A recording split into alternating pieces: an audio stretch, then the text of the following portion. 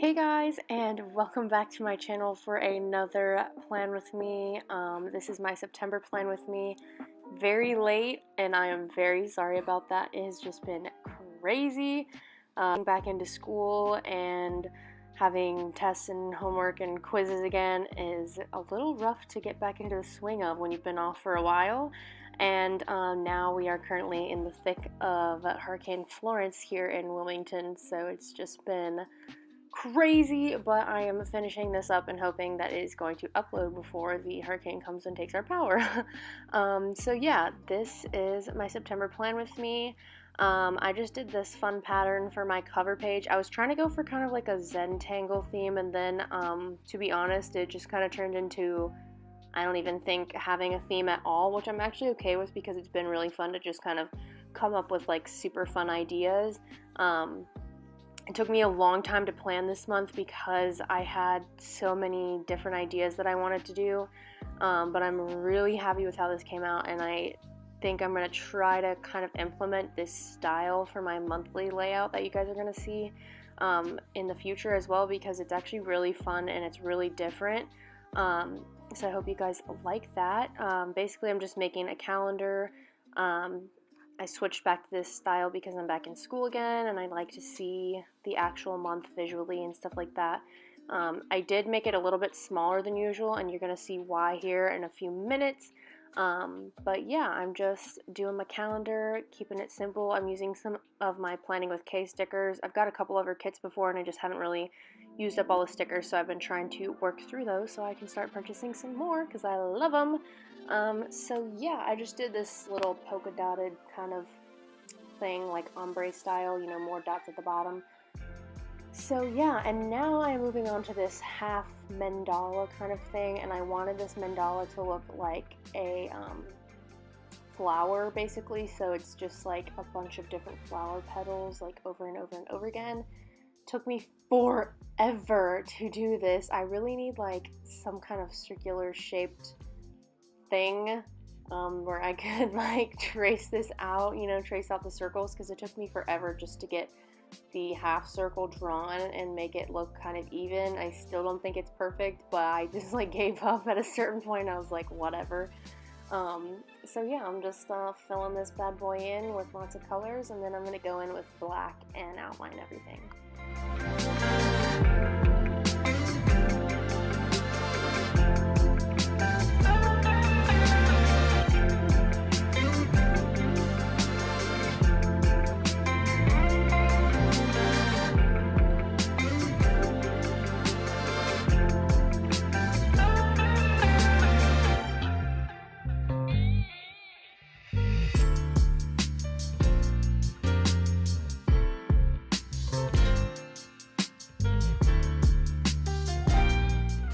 So now comes the fun part. I am basically making this monthly layout into a Dutch door style thing.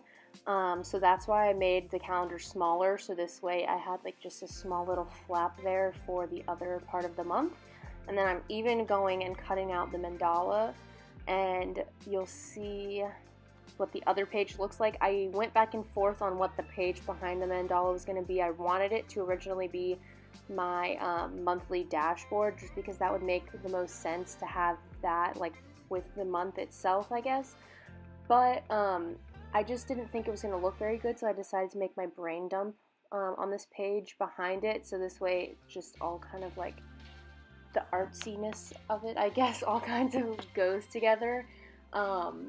So yeah, I decided to do that because I just thought, like, with the mandala and everything, I really wanted to showcase the art aspect of it more, and so I didn't want all the words and the boxes and stuff of my monthly dashboard to be behind it, so I liked this idea of doing this kind of like sun thing behind the mandala, just because like it was a flower, so now you got the sun.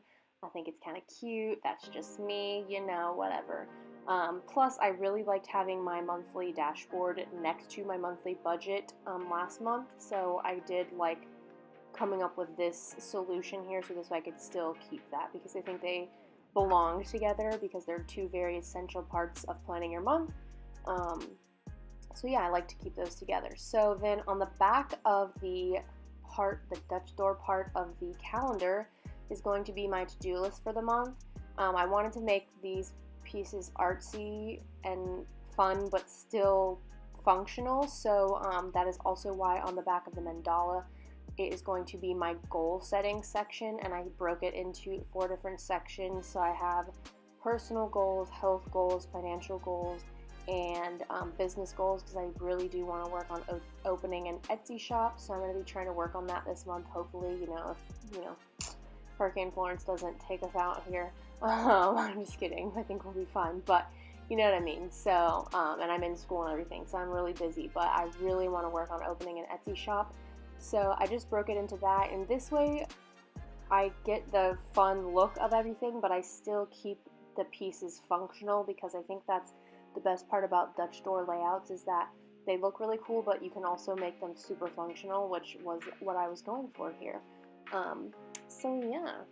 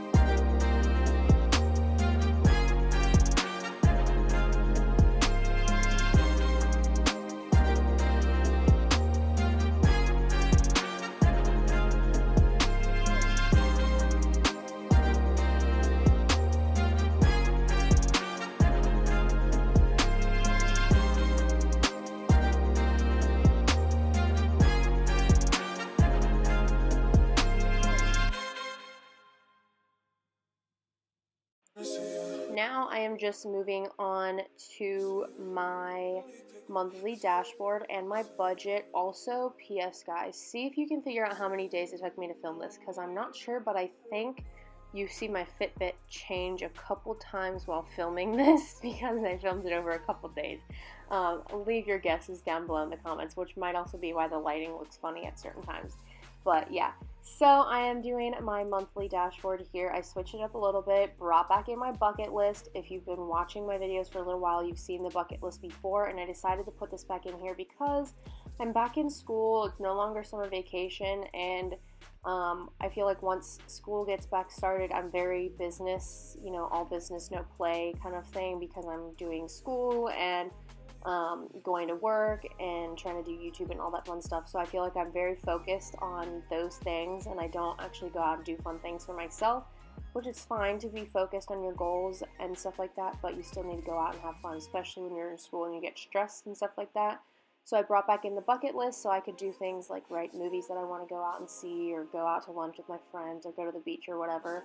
And then I included an important dates section, just so since I won't be able to see the calendar when I'm on this page, I can still see, like, oh, I have a test on the 20th or whatever it is. So I did that, and then I included my things to watch and read section again. I love this section. It just helps me to keep track of new shows and stuff, books and stuff like that, that I see when I'm scrolling through Netflix or Hulu that I want to add to my list to watch and stuff like that. And so this way, when I finish a show and I'm trying to figure out what to watch next, instead of scrolling through Netflix for an hour trying to decide what I want to watch, I have a list of things that I'm trying to watch, so I can just go ahead and click on one and get straight to it. And then I also had a little section for October where I could write in, test dates and things like that, so this way I can be mindful of what's going to be coming around the corner in the next month. So onto my budget. It is the exact same layout as last month. The only thing I did not include was the no spend tracker. I'm going to just include no spend into my habit tracker and use it that way, because I really did spend a lot of money in August. It was my mom's birthday. I was getting my ears pierced and just all kinds of fun things, and going back to school and stuff like that. So I'm not good at the no spend thing. I'm good at still watching my money, but I'm just not good at the no spend thing. I'm kind of like going out and buying like $2 worth of something here and there. So yeah, it's literally the exact same thing. Bills, I added one more bill this month because I did get a credit card, so I've got that to worry about. Yay! Adulting is fun, guys. So yeah, it's the exact same. I really liked this budget. It really kept me organized, and I love the layout because it's simple, but still very effective and functional.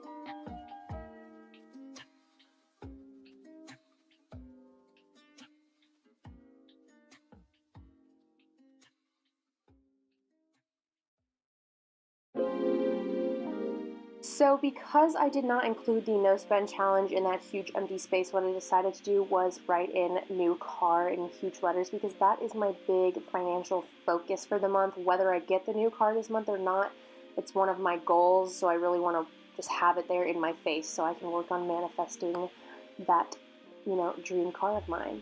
So yeah, now I'm onto my Instagram and YouTube tracker pages, planner pages, whatever you want to call them. I decided to combine them onto 2 pages. I saw Bujo and Cookies on Instagram do this, and I actually really like this because I find that I don't always need that huge page for each one. So this way it kind of just combines them all and makes it a little bit easier for me. So on the top I have Instagram, and I do run 2 Instagram accounts, my bullet journal one. I do have a personal one, but I don't really plan my personal one. And then I'm running one for my dad's local business, so I just wrote dad. I didn't want to put his actual Instagram name up there because it is just for business. So I've got that on the top part, and then YouTube I just have my ideas section and a little schedule section. And then normally I would just do like a quote page, or sometimes I skip the quote page altogether when I set up my monthly spreads. But since I filmed this so late, I decided to do my Bujo and Cookies quote challenge in here and show you guys how I did it. I just did something simple. Sometimes I get caught up in trying to make super artsy things, which I love doing, but sometimes it's really nice just to do something simple and fun and cute looking, and that is what I was going for. So here it is. The quote was, "Don't stop until you are proud," which I really like this quote, and it really speaks to me this month as I'm trying to work on so many things. So yeah, now moving on to my habit tracker and my mood tracker. Habit tracker stayed pretty much the same, just switched up some of the habits. Like for the morning time, I always brush my teeth and washed my face and things like that. So I decided to take those out because I didn't need to keep track of them anymore. They were already like ingrained habits. I don't think that the habit tracker is very useful for things like that because they're things that you already are doing every single day. I feel like the habit tracker is great for tracking things that you're working on making into habits. That's just my personal opinion. So yeah, and the way I did it this month was that I left the bars going all the way across where I'm going to write morning and day and night. I left the bar going across empty because I'm going to just doodle inside of those. Just for fun, for me, throughout the month. I love doing things like that, so I just decided to leave those empty for myself to have fun with. And yeah, onto my mood tracker. You guys, this mood tracker was something else. I came up with this idea. I don't think I've ever seen it before on Instagram or on Pinterest or anything like that, so let me know if you have, because I'd love to see other people's. But what I did was I decided to go to the color scale bar that I've been seeing Amanda Rachley and Planning with Kay do.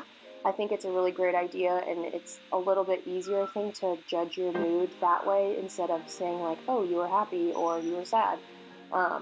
So I liked that idea, and what I'm doing is for each day I have either a squiggle or a bar or zigzags or whatever, and I can either fill it in, just color it in with the color that I'm feeling that day, or I can draw on a pattern or something like that, and I think this page is going to look so cool at the end, so definitely follow me on Instagram to see how this guy turns out.